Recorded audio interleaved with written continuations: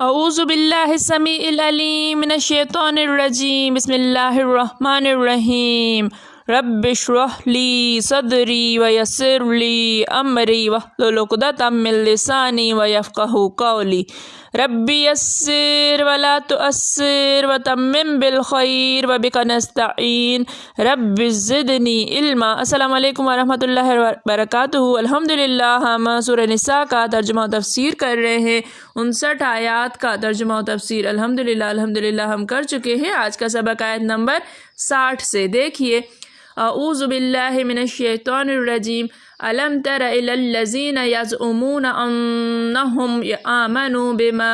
انزل الیک الم تر کیا لم نہیں تر تم نے دیکھا، کیا تم نے نہیں دیکھا، الی الذین الی طرف الذین وہ لوگ جو یزعمون زعم رکھتے ہیں، دعویٰ کرتے ہیں، انہم ان کے ہم وہ کہ وہ آمنوا ایمان لائے ہیں، بما انزل بے سے ما جو انزل نازل کیا گیا ہے، با یہاں علا کے معنی میں ہے، با پر اس پر جو نازل کیا گیا ہے، الیک الا طرف کا آپ کی طرف، وما انزل و اور ما جو انزل نازل کیا گیا ہے، من قبل کا من سے قبل پہلے کا آپ سے پہلے، یریدون وہ چاہتے ہیں، ان یتحاکموا ان کے یتحاکموا مقدمہ لے جائیں، فیصلہ کروائیں، الی الطاغوت الی طرف الطاغوت شیطان سرکش، وقد امروا و اور قد تحقیق امروا حکم ہو چکا ہے، واو حالیہ ہے، حالانکہ حکم ہو چکا ہے، انہیں حکم ہو چکا ہے، ان یکفروا ان کے یکفروا وہ نہیں مانیں گے، بے سے ہی اس سے یعنی اس کو، و یرید الشیطان و اور یرید چاہتا ہے شیطان ان یضلکم ان کے یضل بھٹکا دے، ضلالا گمراہی، بعیداً دور کی گمراہی میں انہیں بہکا دے، بھٹکا دے، گمراہ کر دے۔ الم تر الی الذین یزعمون انہم آمنوا کیا تم نے نہیں دیکھا ان لوگوں کی طرف جو یہ دعویٰ کرتے ہیں کہ وہ ایمان لائے ہیں، بما انزل الیک وما انزل من قبلک اس پر جو نازل کیا گیا ہے آپ کی طرف اور جو نازل کیا گیا ہے آپ سے پہلے، یریدون ان یتحاکموا الی الطاغوت وہ چاہتے ہیں کہ وہ مقدمہ لے جائیں شیطان سرکش کی طرف، وقد امروا ان یکفروا بہ اور حالانکہ انہیں حکم ہو چکا ہے کہ وہ نہیں مانیں گے اس کو، وَيُرِيدُ الشَّيْطَانُ اور شیطان چاہتا ہے أَن يُضِلَّهُمْ ضَلَالًا بَعِيدًا کہ وہ انہیں بہکا دے دور کی گمراہی میں۔ کیا تم نے ان لوگوں کو نہیں دیکھا جو دعویٰ یہ کرتے ہیں کہ جو کتاب تم پر نازل ہوئی اور جو کتابیں تم سے پہلے نازل ہوئیں ان سب پر ایمان رکھتے ہیں، اور چاہتے یہ ہیں کہ اپنا مقدمہ ایک سرکش کے پاس لے جا کر فیصلہ کرائیں، حالانکہ ان کو حکم دیا گیا تھا کہ اس سے اعتقاد نہ رکھیں، اور شیطان تو یہ چاہتا ہے کہ ان کو بہکا کر راستے سے دور ڈال دے۔ وَإِذَا قِيلَ لَهُمْ اور اذا جب قیل کہا جاتا ہے لہم کے لیے، ہم ان کے لیے یعنی انہیں، تعالو آؤ، الی ما انزل اللہ الی طرف ما جو انزل نازل کیا اللہ نے، وَإِلَى الرَّسُولِ اور الی طرف الرسول رسول کی طرف، وَرَأَيْتَ آپ دیکھتے ہیں، رآ دیکھتے ہیں، تا آپ دیکھیں گے آپ المنافقین منافقوں کو، یسدون روکتے ہیں، ہٹتے ہیں، دور ہوتے ہیں، ان سے کا آپ سے، صدوداً رک جانا۔ وَإِذَا قِيلَ لَهُمْ تَعَالَوْا إِلَى مَا أَنزَلَ اللَّهُ اور جب ان سے کہا جاتا ہے کہ آؤ اس کی طرف جو اللہ نے نازل کیا ہے، وَإِلَى الرَّسُولِ اور رسول کی طرف، رَأَيْتَ الْمُنَافِقُونَ يَصُدُّونَ عَنْكَ صُدُودًا آپ منافقین کو دیکھیں گے کہ وہ آپ سے دور ہٹ کر رک جاتے ہیں یا رک کر دور ہٹ جاتے ہیں۔ اور جب ان سے کہا جاتا ہے کہ جو حکم اللہ نے نازل فرمایا ہے اس کی طرف رجوع کرو اور پیغمبر کی طرف آؤ، تو تم منافقوں کو دیکھتے ہو کہ تم سے اعراض کرتے اور رک جاتے ہیں۔ فَكَيْفَ إِذَا أَصَابَتْهُمْ بس کیف کیسے، کس طرح سے، کیفیت سے ہے یہ، کیسی ندامت ہے، کیسا افسوس ہے۔ اذا اصابتہم اذا جب اصابت پہنچا ہم انہیں مصیبت کوئی مصیبت، جب انہیں کوئی مصیبت پہنچتی ہے، بما قدمت بے سے ما جو قدمت آگے بھیجا، اس کے سبب جو انہوں نے آگے بھیجا، ایدیہم ایدی ہاتھ، ہم ان کے ہاتھوں نے، جو ان کے ہاتھوں نے آگے بھیجا، ثم پھر جاؤ وہ آئیں گے کا آپ کے پاس، یحلفون قسمیں کھاتے ہوئے، حلف اٹھاتے ہوئے، باللہ بے سے اللہ سے، یعنی اللہ کی قسمیں کھاتے ہوئے، ان اردنا ہمارا ارادہ کیا، نہ ہم نے چاہا، ہم نے ارادہ کیا، الا سوائے اس کے، احساناً بھلائی، و توفیقہ موافقت، کہ ہم نے تو احسان اور بھلائی کے، موافقت اور بھلائی کے سوا کوئی ارادہ نہیں کیا تھا، تو ہم نے تو صرف یہی چاہا تھا۔ تو کیسی ندامت کی بات ہے کہ جب ان کے اعمال کی شامت سے ان پر کوئی مصیبت واقع ہوتی ہے تو تمہارے پاس بھاگے آتے ہیں اور قسمیں کھاتے ہیں کہ واللہ ہمارا مقصود تو بھلائی اور موافقت تھا۔ اولئک الذین یعلم اللہ، اولئک یہی وہ لوگ ہیں، الذین وہ جو کہ یعلم جانتا ہے، اللہ جانتا ہے، ما فی قلوبہم ما جو فی میں قلوب دلہم ان کے دلوں میں ہیں، فبس عارض آپ اعراض کریں، آپ تغافل کریں، انہم ان سے، ہم ان سے، وعظ نصیحت کریں ہم ان کو، وقل لہم اور قل کہیں لہم کے لیے، ہم ان کے لیے، ان سے، فی انفسہم فی میں، انفس نفس، ہم ان کے نفس میں، یعنی ان کے حق میں، قولم بلیغا بات، بلیغا اثر کر جانے والی بات ان کے حق میں آپ کہتے رہیں۔ اولئک الذین یعلم اللہ،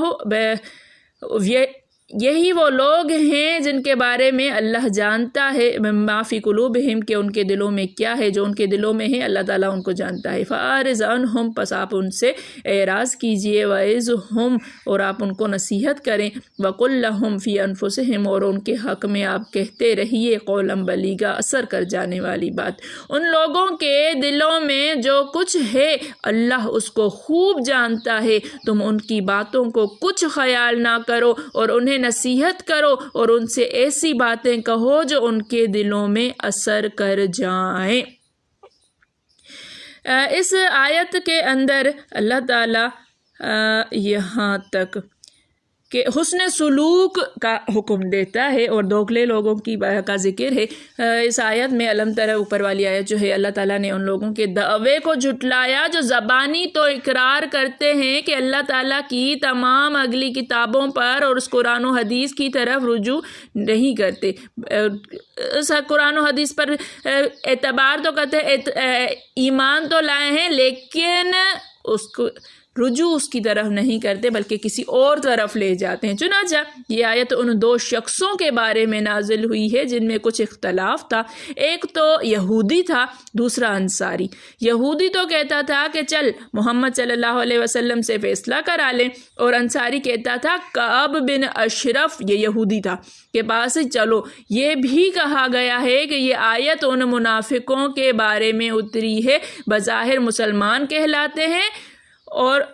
مسلمان ہونے کا دعویٰ بھی کرتے ہیں، لیکن در پردہ احکام جاہلیت کی طرف جھکنا چاہتے تھے۔ اس کے سوا اور اقوال بھی ہیں اس آیت کے متعلق۔ آیت اپنے حکم اور الفاظ کے اعتبار سے عام ہے، ان تمام واقعات پر مشتمل ہے جو ہر اس شخص کی مذمت اور برائی کا اظہار کرتی ہے جو کتاب و سنت سے ہٹ کر کسی اور باطل کی طرف اپنا فیصلہ لے جائے، اور یہی مراد یہاں طاغوت سے ہے، یعنی قرآن و حدیث کے سوا کی چیز یا شخص۔ سدود سے مراد تکبر سے منہ موڑ لینا ہے۔ دیکھیے کہ آج بھی کتنے ہی واقعات ایسے گزرتے ہیں کہ جو فیصلہ کیا جاتا ہے یا جو اس طرف لے جاتے ہیں جس میں ہمارے لیے آسانی ہو لیکن شریعت کے اس سے موافقت نہ رکھتا ہو حکم، بس اپنے بھلے کی بات ہو، باقی خیر ہے، ہمارے حق میں فیصلہ ہونا چاہیے،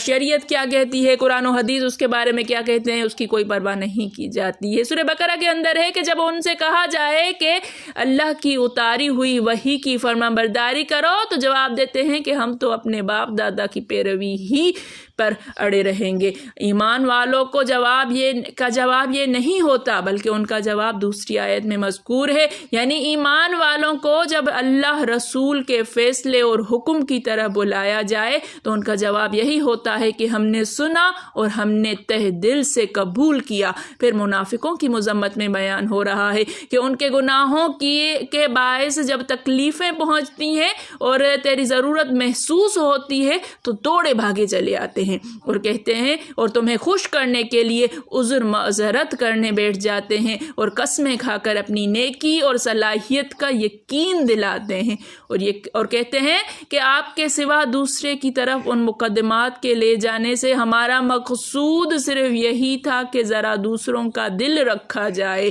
آپس میں میل جول نبھ جائے، ورنہ دل سے کچھ ہم ان کی اچھائی کے معتقد نہیں ہیں۔ سورہ مائدہ کی آیت میں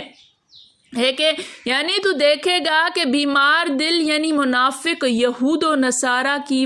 باہم دوستی کی تمام تر کوششیں کرتے پھرتے ہیں اور کہتے ہیں کہ ہمیں ان سے اختلاف کی وجہ سے آفت میں پھنس جانے کا خطرہ ہے۔ بہت ممکن ہے ان سے دوستی کے بعد اللہ تعالیٰ فتح دیں یا اپنا کوئی حکم نازل فرمائیں اور یہ لوگ ان ارادوں پر پشیمان ہونے لگیں جو ان کے دلوں میں پوشیدہ ہیں۔ حضرت ابن عباس رضی اللہ تعالیٰ عنہ فرماتے ہیں ابو برزہ اسلمی ایک کاہن شخص تھا، یہود اپنے بعض فیصلے اس سے کراتے تھے۔ ایک واقعے میں مشرکین بھی اس کی طرف دوڑے، اس میں یہ آیت الم تر سے توفیقاً تک نازل ہوئی ہے۔ اللہ تعالیٰ فرماتے ہیں کہ اس قسم کے لوگ یعنی منافقین کے دلوں میں جو کچھ ہے اس کا علم اللہ تعالیٰ کو کامل ہے، اس پر کوئی چھوٹی سے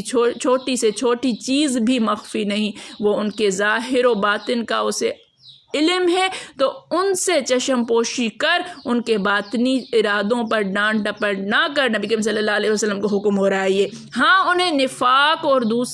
دوسروں سے شر و فساد وابستہ رہنے سے باز رہنے کی نصیحت کر اور دل میں اترنے والی باتیں ان سے کہہ، بلکہ ان کے لیے دعا بھی کر۔ نبی کریم صلی اللہ علیہ وآلہ وسلم کو یہ حکم ہو رہا ہے کہ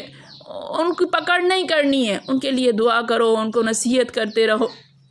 اللہ تعالیٰ توفیق عطا فرمائے۔ اپنے ہر معاملے میں نبی کریم صلی اللہ علیہ وآلہ وسلم کی